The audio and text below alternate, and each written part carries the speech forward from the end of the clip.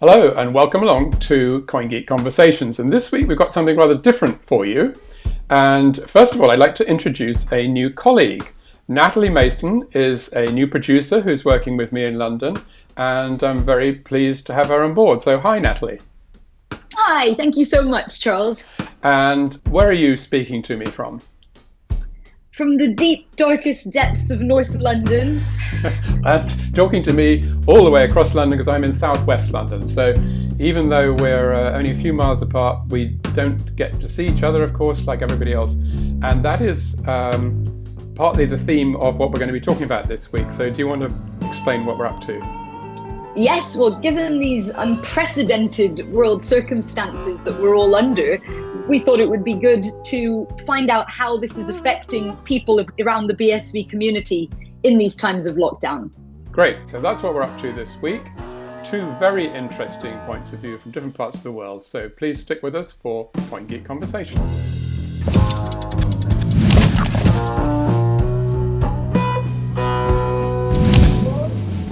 Right, so we've each had an interesting chat with somebody, which is what we're going to play in the podcast. So, Natalie, do you want to start by introducing your conversation?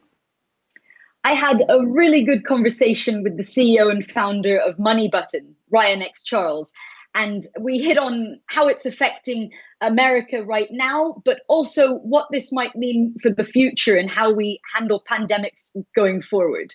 Great. Well, let's listen to Ryan X. Charles. I live in San Francisco, California, and I was here when all this stuff started getting really extreme in early March. And the San Francisco Bay Area was the first region in the United States to do a strong lockdown. So there are 6 counties in the San Francisco Bay Area, something like 6.7 million people, where we were all told you need to shelter in place and only essential businesses can stay open. So it was the first region in the United States to do that, and the other regions followed, most of them soon thereafter. But it tells you a bit about the Bay Area. In fact, there's a bit more there because, of course, the Bay Area is where many of these leading technology companies are. Companies like Apple, Google, Facebook, Twitter, tons and tons and tons of technology companies. Quick to take action. Exactly. They were actually way ahead of all governments. Like they actually told their employees to work remotely very, very early. So it tells you something about the culture in the Bay Area that people were really on top of this thing in a way that was really sort of upfront. And I think that's probably why, because you can start to see the numbers now. The Bay Area is doing a lot better than some of the other areas. The curve has flattened much more strongly here. I spend about half of my time reading various sort of news outlets like mainstream media, a lot of that. I've done a little bit of my own research on looking into some of the research on the coronavirus, but also looking at a lot of the statements that various governments are making. So in the United States, of course, we have this federated system where there's all these different states and local municipalities that are pretty relatively independent of one another. So it's interesting to see what they say. So I look at like, what is the California state government saying versus the New York state government versus the Illinois state government. Unfortunately, in California, even though we're starting to see some early signs of success, we know there's no way we can just open up again soon. It's going to be at least until May, and it's looking like June, because the thing is, not only do the numbers are still going up, first of all, there's more cases. It may have flattened now, where the rate of new cases seems to be roughly steady now. So hopefully that continues, and that's the case. But the thing is, like, the numbers really need to be going back down. You need to actually go down where there aren't new cases. And then the other thing is, of course, within the United States and then within the world as a whole, we're so interconnected that you can't just open up because new people will come in and infect people. So exactly. So unfortunately, sure. I think in terms of travel restrictions, it'll be a lot more of a long-term process globally. But I think it's very interesting to look at this issue of easing restrictions, especially, as I say, I'm in Europe, so I've got those examples in my brain. But Spain was one of the worst affected countries. But then there's almost this two-edged sword where you've got to look at health, but you're also looking at the economic implications of staying closed. There's a giant hit from this economically. I mean, it's a complete disaster as far as every single business that actually where people need to go in and do something are being ruined by this. For sure. the local governments and the federal government are taking some measures that I think are probably helpful, but we'll see. I mean, there's no way this isn't going to be a giant disaster when we look back on this. I mean, it's horrible for people. If you don't mind my asking, how about Money Button? So with Money Button, I mean, the thing is, we are already fully remote. So we already worked remotely. The business kind of has nothing to do with any of the parts of the economy that are being shut down. So the usage of Money Button, now we look at a number of different metrics for Money Button. So the usage is quite volatile. So it's kind of hard to know what impact this has. I will say the volume as measured in USD, so that like the fiat currency volume, or like the amount of money that people are sending around with Money Button, is actually continuing to increase. So that, that doesn't mean too much, just because our numbers are so volatile that it's hard to, like, we'll have to really look back and see whether we can notice anything. Definitely, but we're pretty if you can small. peg it to this, it makes sense. Yeah, we're pretty small, and we're not like we're just not doing anything that's directly impacted by this. And I'll say that not only that, but the overall trend we see is, well, the economy as a whole isn't going to die. What's happening is there's a giant change in the economy. Some industries, like everything involving real world work, so obviously restaurants and things like this, are just being ruined. But things that are online are actually growing. So certain things online are growing. Not everything's earning more money, because some of these companies like Facebook, like people are using Facebook more often because it's online, but the online advertising revenue is down. So it's not like Facebook's earning more money, but they are growing in at least some sense.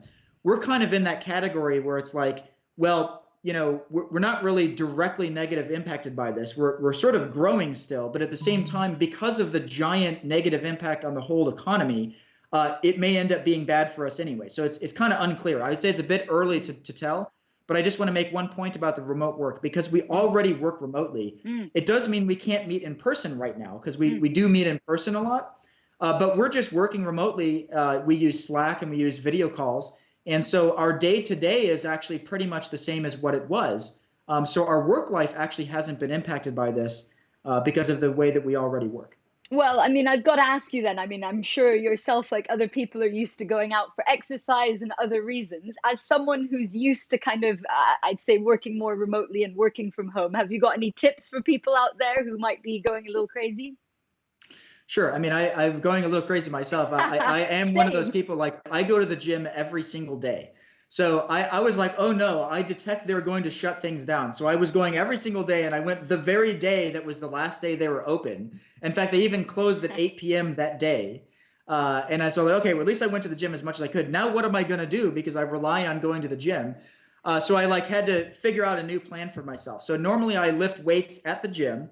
I don't have any of that equipment at my apartment. I can't do any of those same things.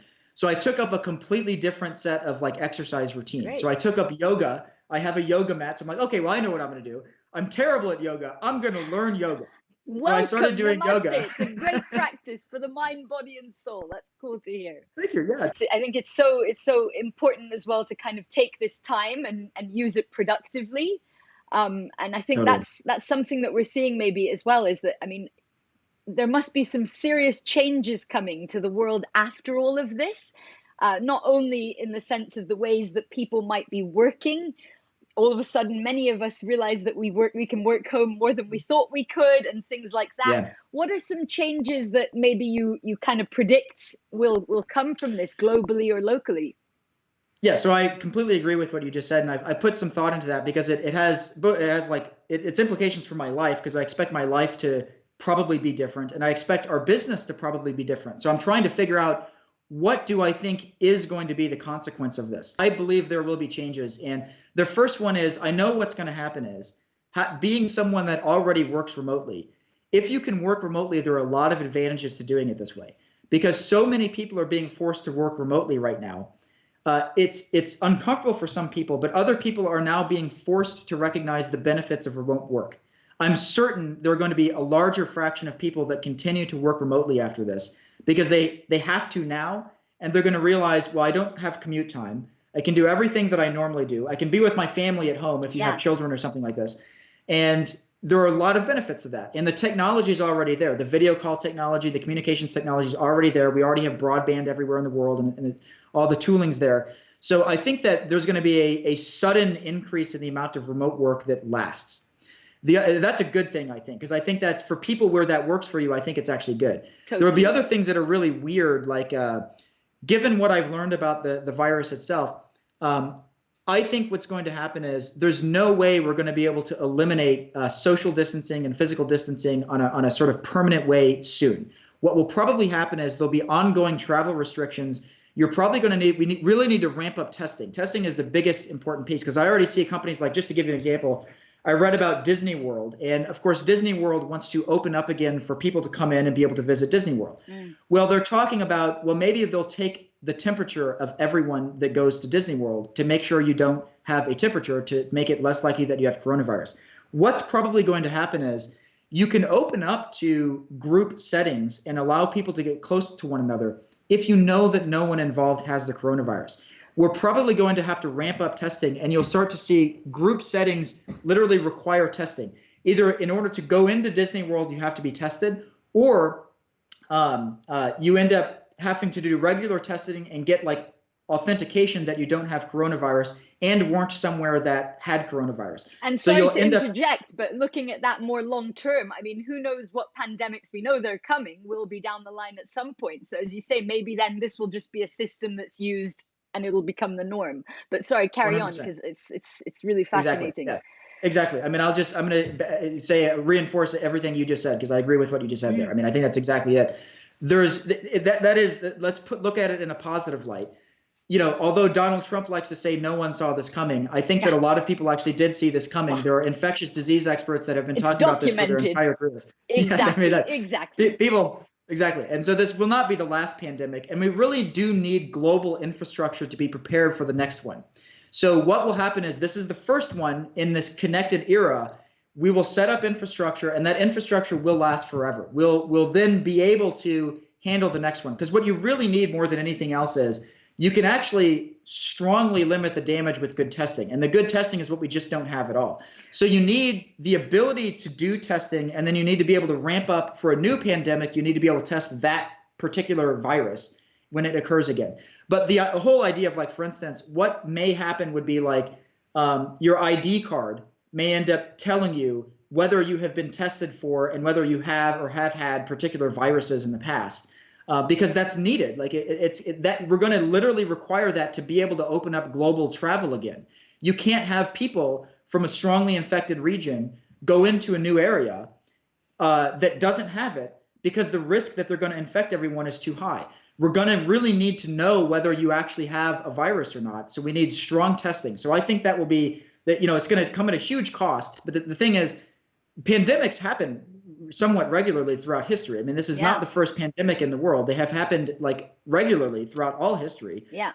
So the infrastructure that we're going to be forced to build because of this will actually ultimately help limit the damage of the next one. And the other thing as well, I mean, just to also say, I think it's got to be global as well, isn't it? I mean, it'll see governments working together perhaps in a way that we've never seen before. That's almost a world first. It's quite a scary thing, but also hopefully a positive thing as well.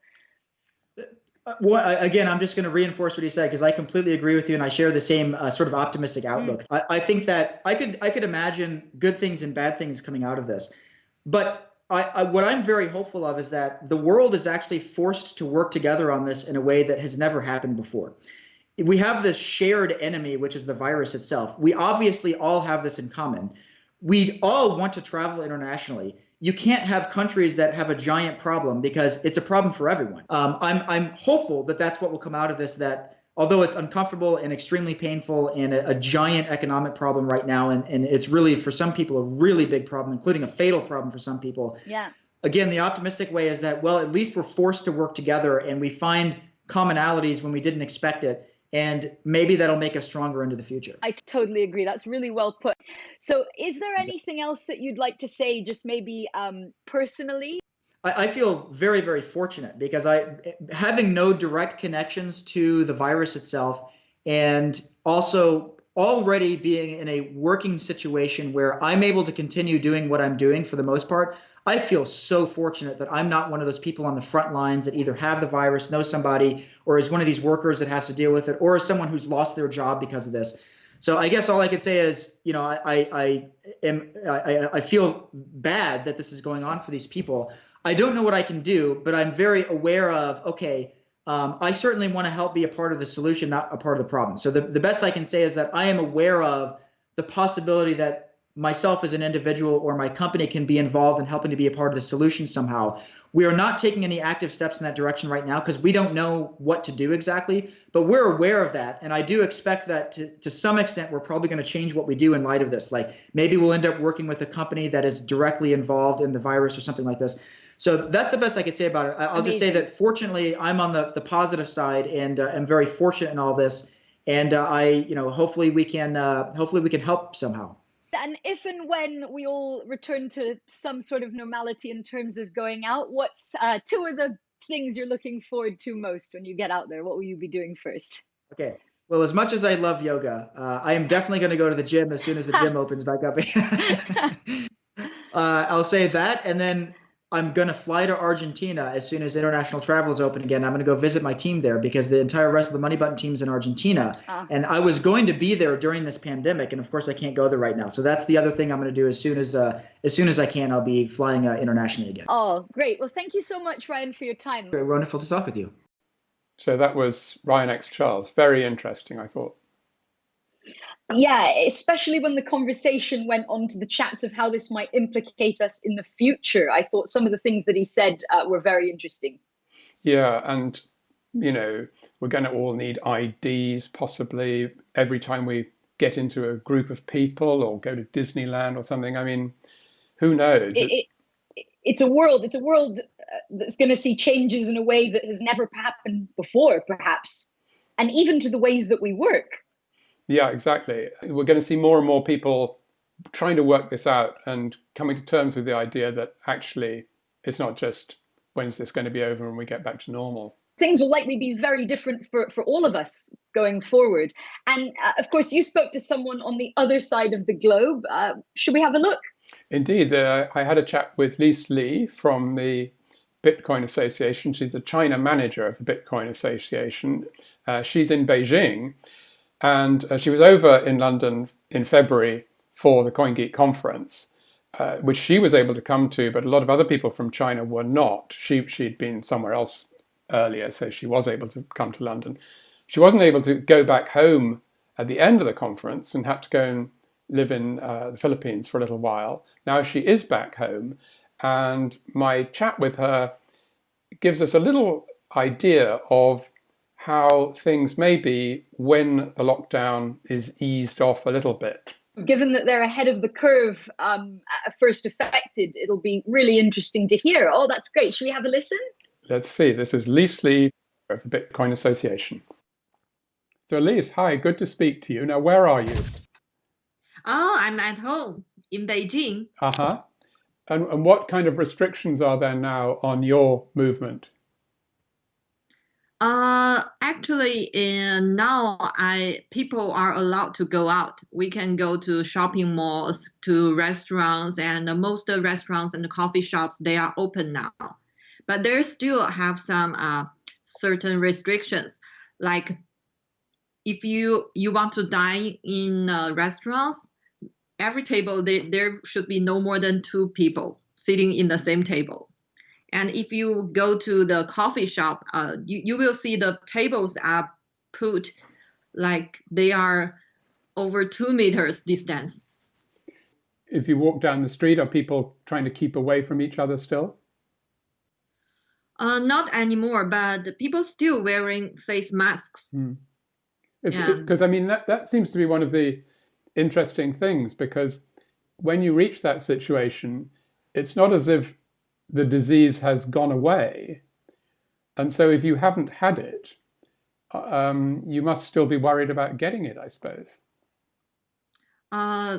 Yes, that's even the same feeling when I was in Manila and also in London, because I read a lot of news. Those news are all mostly in Chinese, so I read a lot of news. I got more information than any other country's people. Yes. So back then, I also felt very anxious about the disease.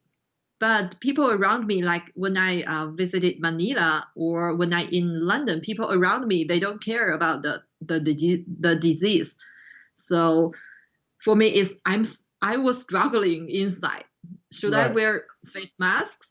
Should I keep away from people? Should I avoid handshakes? So I feel anxious about that. So it's very strange that now you're back home and people are more relaxed, and over here we are very anxious, of course. Yeah, I know. It's like maybe it's the same situation like in China 2 months ago. Hmm. So have you got any advice for us about how to cope with it? Um, for me, I feel strange that I know a lot of people in Western countries, they don't want to wear face masks. For me, I don't know the reason because, in most Asian countries, wearing face mask is quite common. Not only doctors wearing face masks, but it's really a good protection way Yeah. for people. Yeah. So if you have to go out, I highly suggest that you should wear a face mask or at least put something over your mouth and nose. Right. It's really efficient. It's the most efficient way and maybe cost very little. And also, I know it for some people, it's really sucks staying at home for days after days, but it will be even more suffering if you got the disease. Yes. So are you still staying at home more than you used to now? Yes, but I also went out maybe twice or 3 times a week. Things are getting back to normal in China, especially in other cities. Beijing is still the top one high alert city in China because it's capital city, and people are a lot of people coming from other countries. There are only straight flights landing in Beijing, so it's the high alert city in China. But I know in other cities, people are free to go out and they go to the office But as usual. are people being told to be careful with, shaking hands and stuff because otherwise it could all start again? Start again. Well, that you could. What? The discussion here is how do we get out of the lockdown phase without just letting the growth of the virus get very fast again because more and more people are transmitting it? Yes. If it's not necessary, do not go out and contact strange people because you don't know the stranger where he's been to or who's he's contacted with. Mm. So it's a self-production. Mm. Also, for me, it's the same. I only go out if there's something I have to do. Right. So it's not back to normal really yet. Of course, no, but it's much better than 1 or 2 months ago. Right. Good. And so what do you do to entertain yourself in your house? Do you play games or? Like online shopping. Yeah. What do you mean, like buying things that are not food? Buying things. Yes, also food, mostly food, because I'm not going to the supermarket. No. So I order food online every day, and they will deliver the food, the box to the gate of our community, and everyone go there and collect the box. Wow, that sounds great that you can have that. Yes. So even my mom, even my parents, they are over 60 years old. They know how to order food with their smartphones. So they also just went like 200 meters and go to the gate of their community and collect the delivery. So it's quite convenient. That sounds really good. I mean, because we have online food ordering that we use every week, but it's all completely booked up now. There's just not enough people to deliver it, and so you can't get it. You can't. We had some delivered a couple of days ago, but I can't book another slot now. It's actually the same when it was in maybe during January or early February in China. It's the same situation when the pandemic break out, but it will get better. Okay, that's good to know. Yeah. Well, Lise, really, thank you so much for talking to me. It's really nice to hear sort of the story of a country where things are getting better, not worse. That really is encouraging to hear. Oh, sure. I enjoyed this talk. Thank you, Charles. So did I. So that was Lise Li. I really enjoyed talking to her from Beijing. Yeah, I mean, it's great to get a sense of the light that's coming at the end of the tunnel. And that there's hope that this will hopefully all be resembling some sort of normality sooner than later. Yes, a little bit of hope there, definitely. So we've had the view from Beijing and we've had the view from California. What have we got lined up next week? We will be speaking to people in Norway and Australia. So it should give us a nice picture of how it's affecting people across the globe. So BSV enthusiasts will be able to try and guess who those people are that we're talking to, but you will have to come back to the podcast next week to find out. But Natalie, it's been great having you joining me on the podcast, and look forward to more of this in the future. Thanks so much, Charles. I'm sure we'll be chatting on Zoom, Slack, and the rest of the tech that we're now using every day in our working life. Exactly. We might even make a phone call. You never know. See you soon. Thanks so much. Thanks. Bye. And thanks for listening to CoinGeek Conversations. Oh, and if you wouldn't mind just liking us or sharing the video on YouTube, that is always helpful to us. So thanks for tuning in, and bye for now. We'll see you next week.